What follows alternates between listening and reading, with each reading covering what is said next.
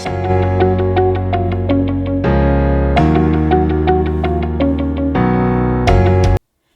everyone and welcome to another video here on Sam's Crafty Castle, and today we are continuing our baby theme.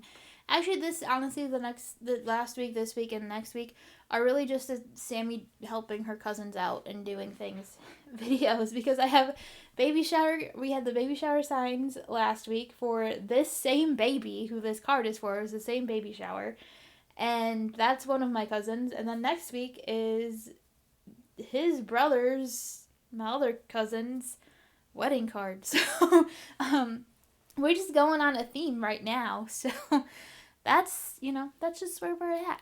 They've had a lot going on in their lives, and I've been able to make some cool projects for them that I want to share with you. So this is actually inspired by a class I did at Crop and Create a year ago, almost now.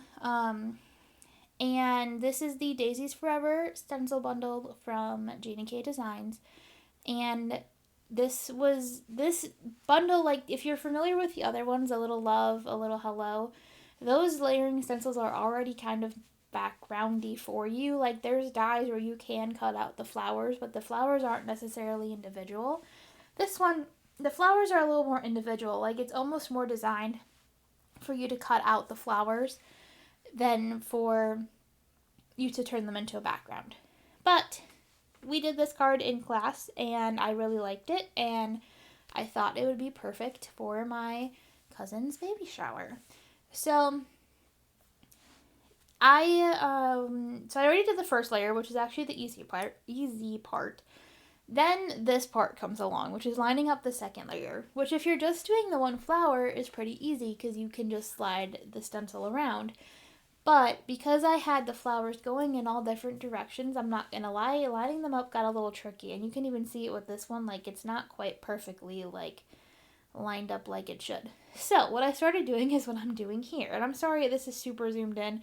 I zoomed it in, and I should know better than to do that, but this was also in my old studio. I've been sitting on this video for a while, so I'm just finally getting around to editing it and doing voiceover, because I need to do some quick pre-recording for a trip.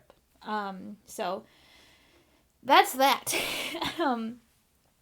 So basically what I'm doing is I'm lining up the first flower so that it's you can do it just by lining up the centers, but it's hard to get the rotation right.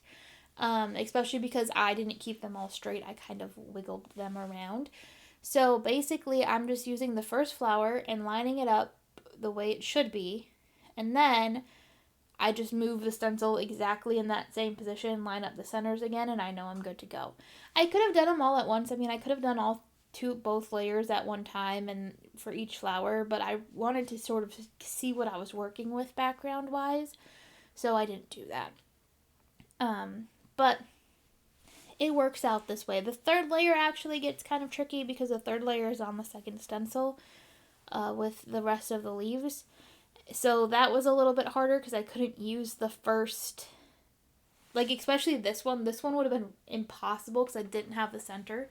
So that one would have been impossible to line up if I didn't line it up with the first flower first and then try to do this one. But hey, it worked, and it made it a lot easier than trying to guess and figure out if I had it right. And then, like I said, the third layer is a little trickier because the third layer is all by itself, so I had to trust a little bit more, but the third layer is just sort of the inside detail of the petals, so you could tell if it was lined up or not by where the petals needed to be. But that, I mean, honestly, that's that. That's all I have for this one as far as tips and tricks and things of how to use this as a background. Like I said, you can obviously use it as a standalone flower as well. And die cut them. There is a die included in the bundle.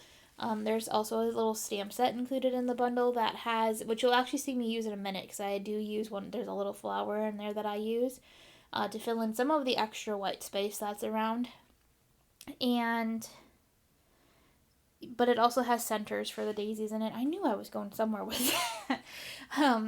It also has centers for the daisies in there. The stencil also has leaves on it, so you can do leaves too, but the leaves weren't going to jive with my background design here. Although now that I think about it, it would have been really fun. It would be really fun. Not for this card. This card was flowers.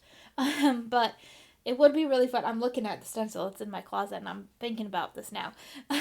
It would be really fun to do one that was all leaves.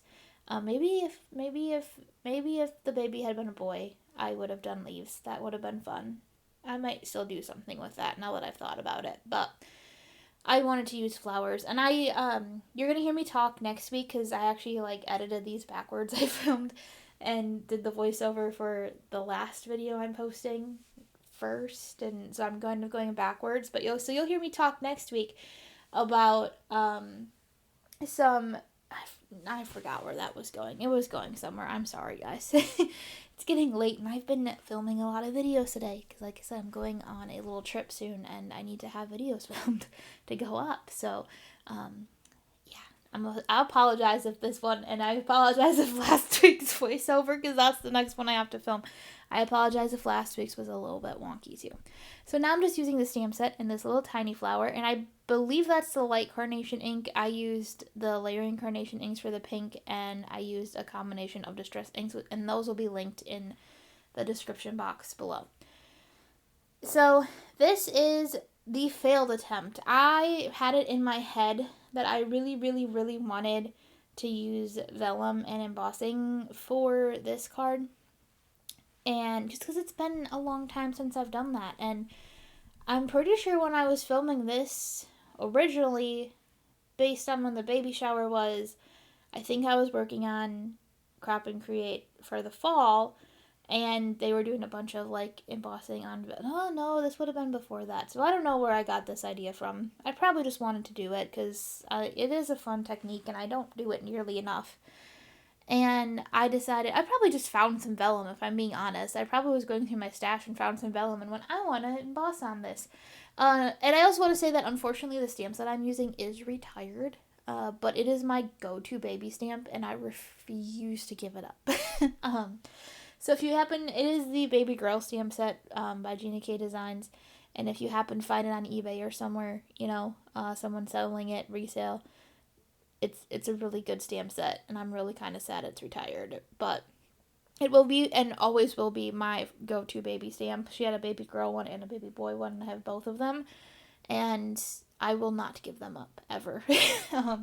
They are really, really good. So like I said, if you happen to see one on eBay or someone getting rid of one they already have, I definitely recommend you pick it up. So anyway, I scrapped this whole idea. I should have cut it out of the video, but I didn't because, sometimes things just don't work. So you can't see it. I should have, maybe if I would have embossed it in a different color, but no, it doesn't vibe. The background's too busy. You need a kind of a simple background if you're going to do that. So I stamped it again on a regular old light piece of cardstock in the dark carnation ink, and we went that route, and that's pretty much it. It's a really simple card. I do add some rhinestones at the end because I need a little sparkle for the baby, and foam tape will help make that stand out a little bit better as well. When I gave this card to my cousin at her baby shower, well, I didn't really give it to her she opened it with the gift at the baby shower. She opened the card and she went, this one's from Sammy. That looks like a Sammy card. And I felt like I did something right. Hey, cool, I have my own little style that she could identify. So that was fun. And that's it. I'm just going to foam tape this background down too. Oh, that's right. I forgot. I decided to do an inside for this. I never do insides for my card, as you probably know if you've been around for a while. I shouldn't say I never, very rarely do insides of this card, but this stamp set had this really nice little congratulations greeting on it, and I was like, I'll put that in the middle, lest I have to write then.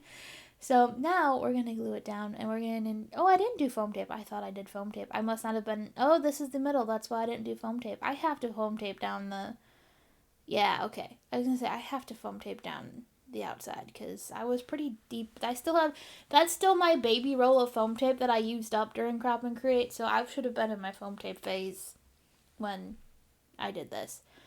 So that's it. I'm just gonna stop talking because I'm just rambling now. So thank you so much for watching. Don't forget to subscribe, and comment down below, and I'll see you again soon, and have a crafty day.